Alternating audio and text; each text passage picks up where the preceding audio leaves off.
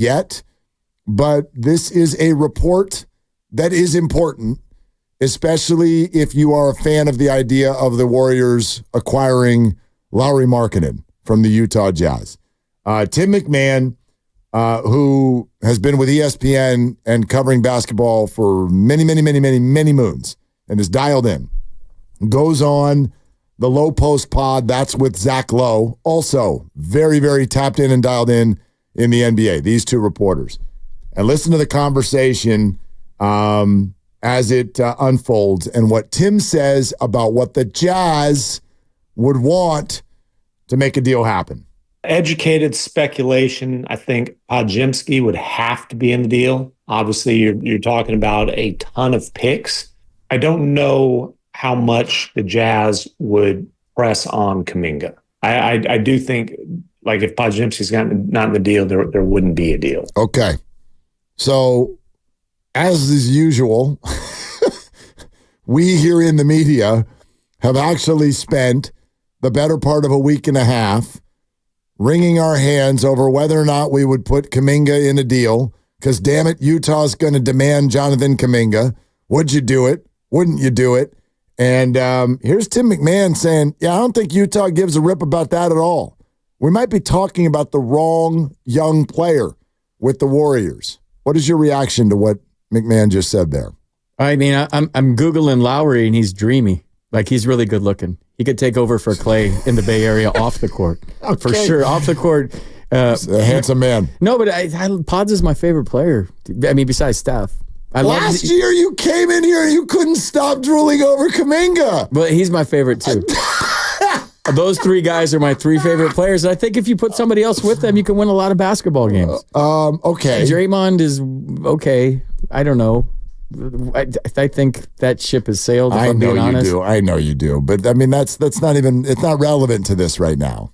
He's probably going to yell at me now when he sees me next time for saying that, but I don't care. For sure he will. Whatever. Yeah. I don't care. But Pods plays hard. You know I like anybody that plays hard. And then Kaminga's upside is happening. Yes. It's happening. Same with Pods. And Steph was the best player on the court the other night against Canada. Yep. So I don't care how old Steph is. Good point. I just hope he doesn't fall in love with LeBron and wants to be a Laker. Like, what was Larry saying? I don't know. What He's are we saying that talking Steph's about? going to demand a trade to the Lakers. Like, what are we doing? How is that even? That's fine. It was his take. No, I know, but it's not. His take. It's not. I can respect anyone's take because that's all it is. It's a take. But how on earth would that even happen, and why would the Warriors entertain it? So we won't even spend another minute on it. But point is look. I think there's two things to sort of discuss here. There's the obvious of, like, would you? You know what I mean? Like, are you willing to part with Podziemski?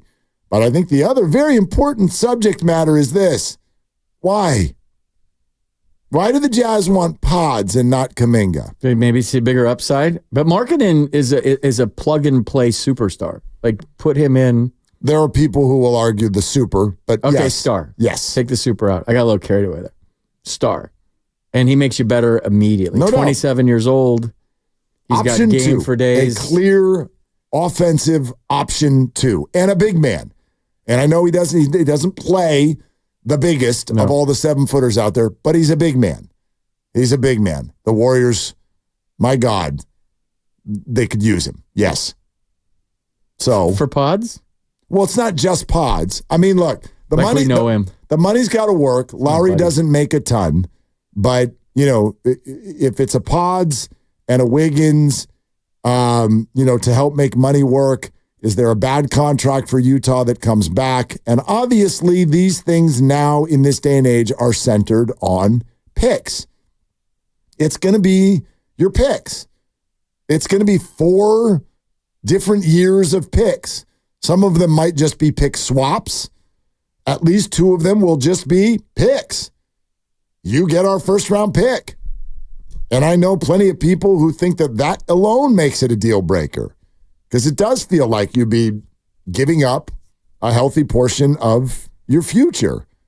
But I hear what you just said with regard to Steph Curry still being the best player on the floor the other night.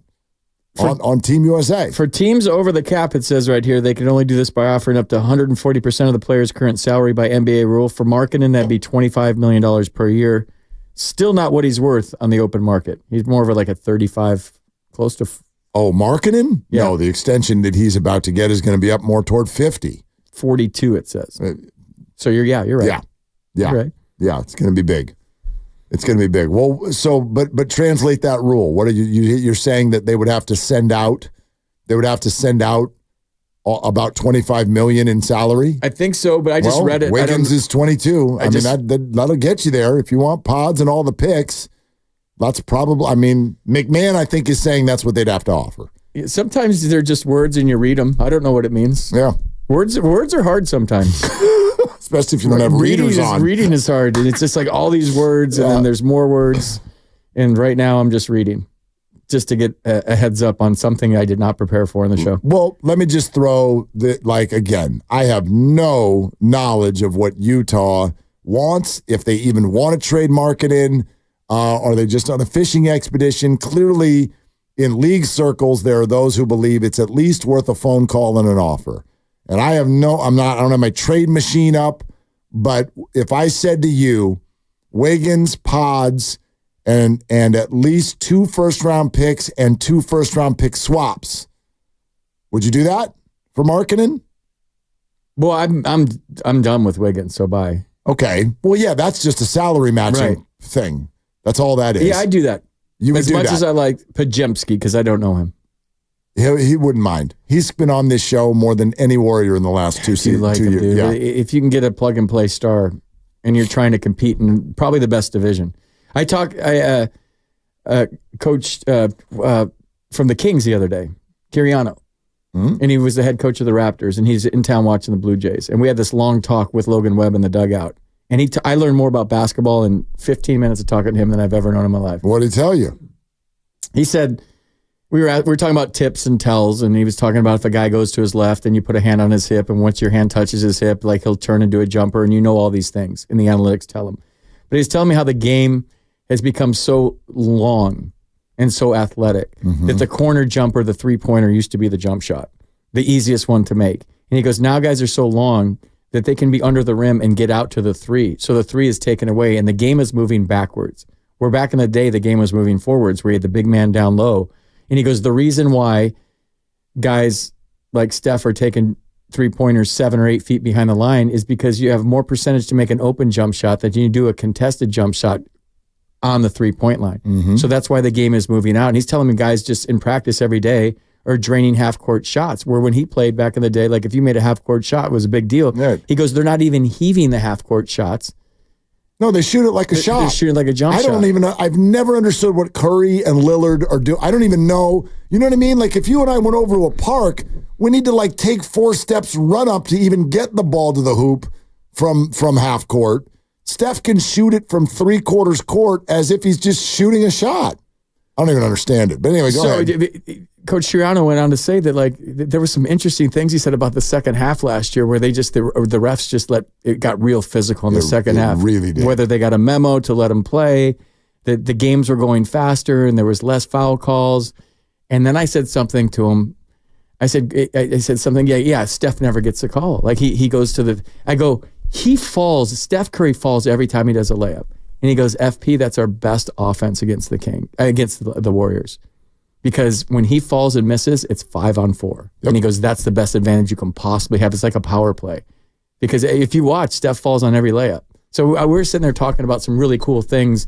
And I learned, we went into some deeper things too, but I learned more about basketball talking to a former NBA head coach and now a coach for the Kings than I've ever learned in my life. Jordan Poole was the exact same way.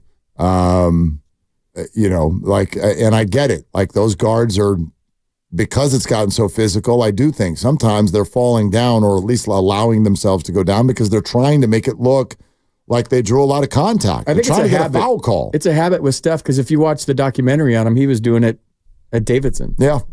Well, he's always been the littlest dude on the court, even there. He's still awesome, though. I hope he gets a gold medal. I hope Steve Kerr gets a gold medal. I'm into Team USA. I hope he comes home healthy. I think they know the importance of it ever since the Believe team. You watched that, right? The redeem team. The redeem Kobe's team. Yeah. They think they take it serious now. And basketball's gotten so great around the world that it's not just a show up and win a gold thing anymore. Not even close. No. Yeah, that's what I'm into the Olympics the most. I'm into it, but for me, it's secondary. It's the second thing. Number one is come home healthy. Period. Yeah, I don't care about that. I want a gold medal. Leave it all out there, baby. Come on. It's the Olympics. You'd crater the Warriors season for a gold medal? Do you know how many distractions there could be in Paris, though? Oh my God. Not for a guy like that. No, let's go out, boys. Steph and LeBron, that's their daily existence. Doesn't matter where the hell they are. Yeah. They could be in Modesto, and it'd be distracting to go outside. There's no distractions in Modesto. There would be if you're 172 if you're Steph Curry. that guy out there would be like, I think that's Steph Curry. Yeah, it's distracting. He does travel with a big group. Anyway, so but you'd be in. And then the other question I want to ask, though, while Warrior fans, and I get that some of this is financial, but Warrior fans, I think this is also a wake-up call. You've been sitting here for a week screaming about Jonathan Kuminga, and he's going to be an all-star. He is. And don't you dare he's not. Yes, he is. Don't you dare touch Jonathan Kuminga. We need Jonathan Kuminga going forward. And Tim McMahon says the Jazz are like, yeah, whatever. They're not even interested. How's that grab? Maybe it doesn't fit their need. I think an all-star fits anyone's need. Let's yes, I do. Right now, the Kaminga will be all-star this year. Okay. This year? This year. Oh, God, I'll bet anything. What do you want to bet? I don't know. $100. Done. All right. On air this year. Yes. Next February. Yep. Lock. $100. It's a lock, too, by the way. If Kaminga's an all-star, it's going to be an all-star. You get $100. Him and Steph. If he doesn't, I get $100. If he's on the Warriors. If he gets traded out. You can't just throw a new stipulation in. He already played the lock. Well, I won't pay attention to him if he's not on the Warriors. Well, it doesn't mean that they're still not going to be an all-star Whatever. game. Okay, I'm in. $100. This year. This year. I think I'm a huge... Grandy, don't you think I'm a huge... Is that a good bet? Let's hear from... I'm a huge favorite. I want to hear from people if they think that's a stupid bet or a good bet. I'm a huge favorite. This year. This year. What is he, 20? Is he even 22 I don't care how old he is. Yeah, I'd like to get in on this bet too, FP. Would you allow that? Yep, me as well. This year. I can't wait to win this bet. This is going to be so great. So say yes to Grandy and Lucas. No, now you're at 300. Vultures scared. Over there. Carlos, do you want in? Carlos says no. Wait, I'm getting a phone call. I'm getting a phone call from my bookie right now. I got to take this. Shohei? Is that Shohei? Hey, yeah, Shohei. Hold on a second. Hey, Shohei. Yeah, I'm on the air, Shohei. Can you get a couple hits for me tonight, Shohei? I think that's crazy that you think he's going to be an all-star this year. I think it's crazy that whole betting scandal just disappeared. Poof. Anyways, that's for another segment. Yeah. It's the Adderall's not kicking in yet. Sorry for that.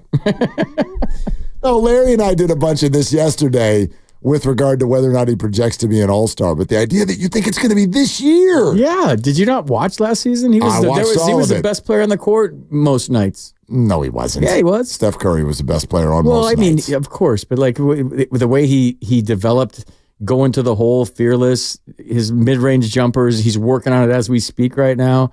His rebounding, it's all he's doing is rebounding this offseason. He's running up hills in Russia in the snow as we speak. I'm telling you, Kaminga's going to be a star and an all-star this year. No, he's not. It's a great take. It's no Steph's getting traded to the Lakers, but it's close. The idea that you're he's going to make the all-star team. He's working on his shot now. He is, as we speak. He probably shouldn't be working on it if he's an all-star already, That's how you get better. Of course. Have you not seen Amon-Ra St. Brown's work ethic? Did you not see that on receivers? I did. You know what's weird about that? I got to get back to that. That he has a list of all the receivers that were drafted in front of him, 16, and he reads it every day. He's got it memorized. He's got it memorized. But that's weird. Don't you think that's weird? No, you athletes are angry people. I had to have a chip on my once I lost the chip, I was terrible. Exactly. I had to have a chip. That's what Clay did. Clay has made up an entire book of criticisms that don't exist. Good. Well, no, it's not good. He plays for the Mavs now because of it. You need motivation. But I think it's weird to have a list of. It's almost like the people to kill. He's got 16. Clay wore number 11 because he was picked 11th. So many people passed on him. Michael Jordan made the Hall of Fame, and he walked up there and he just started ripping people from 30 years before. And everyone's like, what the hell are you talking about? Yeah. Like, why don't you thank someone? Nope. Are you happy to be here? You're in the Hall of Fame. Brock Purdy's got to keep the chip. If he loses the chip on his shoulder, he'll just be okay. I don't think he will. He can't ever lose that. No, I get it. I'm not criticizing. I get it. Like athletic greatness, I think sometimes it comes from a chip on your shoulder. It comes from delusion. It comes from bad stuff that might have happened in your childhood. Like I've had that question 1,000 times. Like I'll give you 4 or 5 names: a Brady, a Tiger, Chip, Jordan. Yep. I guess even a Steph. There are others I could come up with. When you've gotten to the top of the mountain and then you do it again. How do you stay motivated? And again. How do you stay motivated? And again, and again. What the hell's the matter with you when you're 38 and you're like, must do it again? There's nothing left to prove. Tom, you're the greatest of all time. He's like, nope, I got to go to Tampa. Got to win it again. Why? You know what I have? What's the matter with you? I have a list of 16 ex-girlfriends that I memorized, and I read it every day to motivate. Go ahead. I'd like to hear all of them. Wendy, Cindy. And I read it every day before I come in. Honestly, it gets me so locked in. And, Amon-Ra hasn't gotten to the top. I get it. Amon-Ra, what round? 4th round? 3rd round? Something like that? What round was he? I think he was 3rd. There's 16 people. It was third round. It was like 3rd round, 90-something pick, if I remember. Just seeing it on the show. Okay. I can Google it for you. Yeah. So, okay, carry that around with you. That's I get it. Let it go. No, I mean, let it go. Yeah, but then especially in football, I get it. Football is so freaking emotional on every play. Every play, you've got to physically overwhelm someone in front of you. 4th round pick, 112. 4th round pick. 112. Carry that with you, man. That was a miss. I can keep the chip on my shoulder and refer to the 16 names every time I get a little bit off, but like to do it every single day. Every day. I don't know if I believe that. I mean, what gets you working out like that every day? A lot of people have a hard time even getting out of bed and working out at all. True. And this guy's doing what? I don't know. 3 hours? At this point, it's vanity for me. At this point, but I'm talking about for him. You know what I mean? Like whatever gets you, Tom even talked about that recently, like fighting yourself every day. Just wake up and get in a fight with yourself. Don't let those voices with oh God, I'm tired. I don't need to do it today. You fight that person. There was something that really resonated with me. He said something about doing reps. And when I used to hit the tee in high school, in college, I used to picture some guy in Nebraska in a barn, and if he was working harder than me, I was going to work harder than him. Just a make-believe dude somewhere. Okay. And I would just be like, I'm tired right now. I got to take some more hacks because that guy's taking hacks, and I got to work harder than him. Was it always Nebraska? Some guy in Nebraska in a barn. I don't know if it was Roy Hobbs, but it was somebody that they weren't going to work harder than me. And I was going to outwork this fictitious make-believe person somewhere. He's got a tee in a barn? Yep. Like, were the horses getting hit by the balls that he was hitting? Yeah. That's tough. He actually killed a few. Hit him right in the head. That sucks. And then they ate him. Oh, my God. That got dark and weird really fast. Anyway, I think it is circling back to how we ended up on that wackadoodle conversation. That's awesome. I think it's fair to ask why the Jazz, if this is all true, and again, here it is if you're just joining us. They need a point guard. Well, or they can shoot. Jonathan needs to get paid here in a second. Brandon doesn't need to get paid anytime soon. Financial. That's part of it too. Right. But maybe the Jazz are like, Brandon looks to me like someone who's a dirty work, little things, like maybe that's a winning basketball player. Jonathan, and I know this is broad brush and it's going to bother people, I get it, but I'm telling you that Jonathan Kuminga's reputation within the Warriors organization the last 3 years is not someone who like the whole game just comes to him really easy. Like he understands, Draymond will look at a court and it's like the Matrix. Like he knows where everybody's going before they go there. That's not Jonathan. That's not Jonathan. So maybe that's got something to do with it. I don't know. Tim McMahon, ESPN on the Low Post Pod. Educated speculation. I think Podziemski would have to be in the deal. Obviously, you're talking about a ton of picks. I don't know how much the Jazz would press on Kaminga. I do think, like, if Podziemski's not in the deal, there wouldn't be a deal. Not the first person I've heard report that the Warriors could potentially acquire Lauri Markkanen without giving up Jonathan Kuminga. I do not think that is Utah's first goal. So that's interesting. Don't you think? Yeah, I'm just not a big trade rumor guy. Let's talk about the trades when they happen. Well, but the offer's on the table. It is? So many have reported. Who's report? Lots. Okay. Yeah. I mean, Warrior people. Monty Poole. Like, yes. The report, yes. All right. Yes. I say pull the trigger.